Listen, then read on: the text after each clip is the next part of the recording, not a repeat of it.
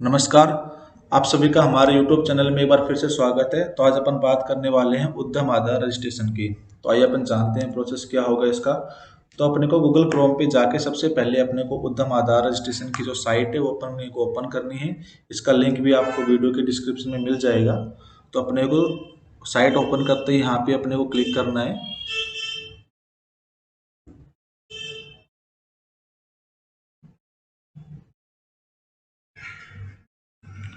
यहाँ पे क्लिक करने के बाद जो भी अपना क्लाइंट है, फिर आपका जो भी आधार नंबर है और जो भी नाम है अपने को वो यहाँ पे एंटर करना है। तो अपन वो यहाँ पे एंटर कर देते हैं।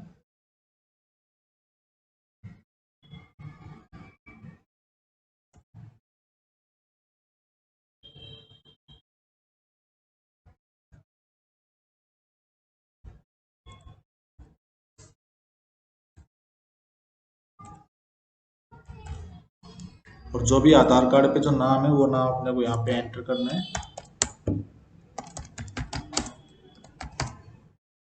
और अपने को यहाँ पे वैलिड ओटीपी एंड जनरेट पे कर क्लिक करके अपने को जो अपना आधार कार्ड में जो मोबाइल नंबर लिंक है उस पर ओटीपी आएगा, वो ओटीपी अपने को यहाँ पे डाल के इसको वैलिडेट कर देना। ओटीपी डालने के बाद अपने पास ऐसा इंटरफेस खुलेगा। यहाँ पे ऑटोमेटिक आधार नंबर और जो नाम अपने डाला वो यहाँ पे आएगा। इसके बाद फिर अपने को यहाँ पे जो अपना प्रोप्राइटरशिप अपने को सिलेक्ट करना है और अपना जो पैन कार्ड है वो यहाँ पे डालने के बाद अपने को वैलिडेट कर देना है। इसके बाद ये डेटा ऑटोमेटिक लेगा कि अगर जो क्लाइंट है अपना उन्होंने अगर आईटीआर फाइल कर रखी है तो ऑटोमेटिक यहाँ पे यस आ जाएगा, वरना आप नो भी सिलेक्ट कर सकते हैं अगर उन्होंने आईटीआर फाइल ना की हो तो। अगर उन्होंने आईटीआर फाइल कर रखी है तो यहाँ पे ऑटोमेटिक डेटा लेगा। तो अपने को यहाँ पे जैसे मेरे क्लाइंट ने आईटीआर फाइल कर रखी है और उन्होंने आईटीआर 4 फाइल की थी तो यहाँ पे ऑटोमेटिक सिलेक्ट होके आ रहा है। अगर क्लाइंट के पास जीएसटी है तो अपने को यस सिलेक्ट करना है, अगर नहीं है तो अपने को नो सिलेक्ट करना है। इसके बाद नीचे आने के बाद अपने को क्लाइंट का मोबाइल नंबर यहाँ पे डाल देना है और जो भी उनकी ईमेल एड्रेस होगी वो अपने को यहाँ पे डाल देना है।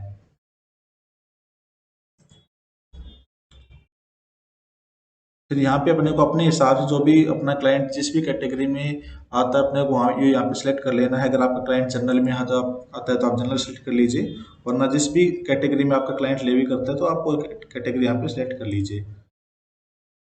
फिर यहाँ पे जेंडर, और अगर वो आपका क्लाइंट स्पेशली एबल्ड है तो यस, अगर स्पेशली एबल्ड नहीं है, दिव्यांग नहीं है, तो यहाँ पे अपने को नो सिलेक्ट करना है। इसके बाद अपना जो क्लाइंट है उसका फर्म किस नाम से है अपने को फर्म का नाम यहाँ पे डालना है। और इसके बाद जो नाम अपने यहाँ पे डाला है फर्म को सेम नाम अपने को यहाँ पे डालना है और ऐड प्लांट पे क्लिक कर देना है। इसके बाद यहाँ पे ऑटोमेटिक क्लाइंट जो अपना फर्म का नाम है वो यहाँ पे आ जाएगा। और जहाँ भी अपना बिजनेस है, अपने क्लाइंट का जो बिजनेस है उसका एड्रेस अपने को यहाँ पे डाल देना, अपने प्लांट का एड्रेस अपने को यहाँ पे डाल देना है। और नीचे आने के बाद अगर अपने क्लाइंट का जो प्लांट है उसका जो ऑफिशियल एड्रेस है ऑफिस है वो दोनों अगर अलग है तो यहाँ पे अपने को ऑफिस का एड्रेस डालना है। और अगर प्लांट और ऑफिस का एड्रेस सेम है तो अपने को ये सेम प्लांट वाला एड्रेस अपने को यहाँ पे एंटर कर देना है। इसके बाद यहाँ पे अपने को नो सेलेक्ट करना है। और अगर आपने पहले कहीं पे ईएम सेकंड और यूएम में रजिस्ट्रेशन करवा रखा है तो आप यहाँ पे सिलेक्ट कर लीजिए, अगर नहीं कर रखा तो आप नो पे सिलेक्ट कर लीजिए, यानी पे सिलेक्ट कर दीजिए। इसके बाद अगर जैसे आपने जीएसटी रजिस्ट्रेशन ले रखा है या फिर आपने और भी कोई रजिस्ट्रेशन करवा रखा है तो अपने को उस रजिस्ट्रेशन की यहाँ पे डेट डाल देनी है। और यहाँ पे अपना ये पूछ रहा है कि अपना जो बिजनेस है, क्लाइंट का जो बिजनेस है वो शुरू हो चुका है या नहीं हुआ। अगर क्लाइंट का जो बिजनेस है शुरू हो चुका है तो अपने को यस पे सिलेक्ट करना है। और जिस भी डेट से अपना क्लाइंट का जो बिजनेस है वो शुरू है अपने को डेट यहाँ पे एंटर कर देनी है। अगर क्लाइंट का बिजनेस अभी तक शुरू नहीं हुआ है तो अपने को यहाँ पे नो सेलेक्ट करके रखना है। और क्लाइंट की जो बैंक डिटेल है वो अपने को यहाँ पे एंटर कर देनी है। इसके बाद अपने को यहाँ पे पूछा गया है कि जो आपका क्लाइंट है वो मैन्युफैक्चर करता है या फिर एक सर्विस प्रोवाइडर है। तो मेरे केस में यहाँ पे सर्विस प्रोवाइडर है तो मैं यहाँ पे सर्विस प्रोवाइडर सेलेक्ट करूंगा। इसके बाद वो नॉन ट्रेडिंग है फिर ट्रेडिंग है, कि जो आप क्लाइंट है वो सेल परचेज करता है या नहीं करता। तो मेरे केस में यहाँ पे सेल परचेज का ही काम करता है क्लाइंट, तो यहाँ पे अपन ट्रेडिंग सेलेक्ट करूंगा मैं। इसके बाद यहाँ पे मेन बात आती है एनआईसी कोड की। तो काफ़ी मेरे पास क्वेश्चन आते हैं कि एनआईसी कोड सर्च करने में काफ़ी प्रॉब्लम आती है। तो आपको हमारे इस वीडियो के डिस्क्रिप्शन में हमारी टीम के कॉन्टैक्ट नंबर मिल जाएंगे, तो आप उनसे कम्युनिकेट करके जो भी आपका बिजनेस होगा उसके हिसाब से आप एनआईसी कोड उनसे पूछ सकते हैं। ये सर्विस फ्री ऑफ कॉस्ट रहेगी। आपको पूरी लिस्ट दे दी जाएगी जिसमें सभी एनआईसी कोड यहाँ पे लिखे हुए हैं। तो मेरे केस में जो क्लाइंट है उसका एनआईसी कोड 47721 है। तो मैं वो यहाँ पे एंटर करके यहाँ पे फिर से ट्रेडिंग पे सिलेक्ट कर लूँगा। इसके बाद यहाँ पे पूछा गया जो अपना एनआईसी कोड है वो अपने को 2 डिजिट में यहाँ पे एंटर करना है, फिर 4 में, फिर 5 में। तो अपन यहाँ पे क्लिक करेंगे तो ऑटोमेटिक यहाँ पे आ जाएगा। तो आप यहाँ पे देखेंगे जो फर्स्ट 2 डिजिट है, जो फर्स्ट 2 डिजिट है वो 47 है, तो अपने को यहाँ पे 47 सेलेक्ट कर लेना है। फिर जो फर्स्ट 4 डिजिट है वो 4772 है, तो अपने को वो यहाँ पे मैं सिलेक्ट कर लूँगा। तो जो 5 डिजिट कोड है वो है 47721, तो मैं वो यहाँ पे सिलेक्ट कर लूँगा। तो यहाँ पे एनआईसी कोड डालने के बाद आपने को ऐड एक्टिविटीज़ पे क्लिक करके करना है, तो ये ऑटोमेटिक यहाँ पे आ जाएगा। इसके बाद आपका जो फर्म है, आपके जो क्लाइंट की फर्म है उसमें कितने एम्प्लॉय है, तो अपने को एम्प्लॉय के नंबर यहाँ पे डालने हैं। अपने को मेल का अलग से डालना है, फीमेल का अलग से डालना है। इसके बाद यहाँ पे अपने को नीचे आना है,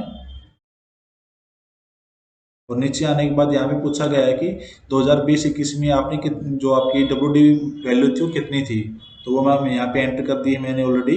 और इसके बाद यहाँ पे पूछा गया कि अगर आपने पॉल्यूशन कंट्रोल और रिसर्च एंड डेवलपमेंट में आपने कुछ भी इन्वेस्टमेंट किया, कुछ भी पैसे लगाए हैं, तो उसकी वैल्यू यहाँ पे उन्होंने पूछी, तो अपनी वैल्यू यहाँ पे डाल देंगे। इसके बाद आप यहाँ पे देखोगे ये वैल्यू ऑटोमेटिक आ रही है। ये वैल्यू ऑटोमेटिक इसलिए आ रही है कि मेरे केस में मेरे क्लाइंट ने 2020-21 में अपनी आईटीआर फाइल की थी, तो ये एक 14,05,330 रुपये ऑटोमेटिक क्लाइंट की आईटीआर से यहाँ पे आ रहे हैं। तो इसमें अपन कुछ भी नहीं कर सकते, ऑटोमेटिक डेटा यहाँ पे आएगा। इसके बाद यहाँ पे 22 से 26 नंबर तक के जो पॉइंट है, इसमें आपको अपने हिसाब से सिलेक्ट कर लेना है। अगर आपको कोई भी इसमें पॉइंट ढंग से समझना है तो आप इस आइकॉन पे क्लिक करेंगे, तो आप और भी यहाँ पे क्लिक एयर पे क्लिक करके आप इस पॉइंट के बारे में अच्छे से समझ सकते हैं। तो आप अपने हिसाब से यहाँ पे एंटर कर लीजिए। अगर आपको यस आए तो यस, अगर नो आए तो नो, आप यहाँ पे सिलेक्ट कर लीजिए।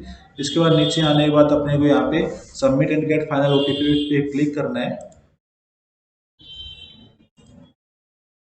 तो अपन यहाँ पे ओटीपी डाल देते हैं, और जो कैप्चा है वो भी अपन यहाँ पे एंटर कर देते हैं।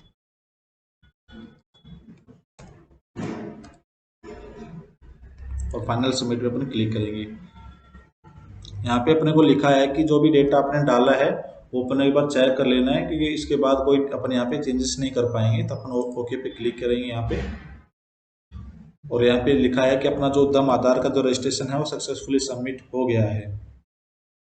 और जो यहाँ पे अपना रजिस्ट्रेशन नंबर है यहाँ पे अपने को आ गया है, तो आप इसका स्क्रीनशॉट ले लीजिए, फिर आप इसको कहीं पे लिख कर रख लीजिए और ओके पे क्लिक कर दीजिए। फिर आप यहाँ पे देखेंगे कि अपना जो उद्यम रजिस्ट्रेशन है वो सक्सेसफुल हो गया है। और यहाँ पे आप प्रिंट सर्टिफिकेट करके अपना प्रिंट जो अपना सर्टिफिकेट वो आप प्रिंट आउट निकाल सकते हैं।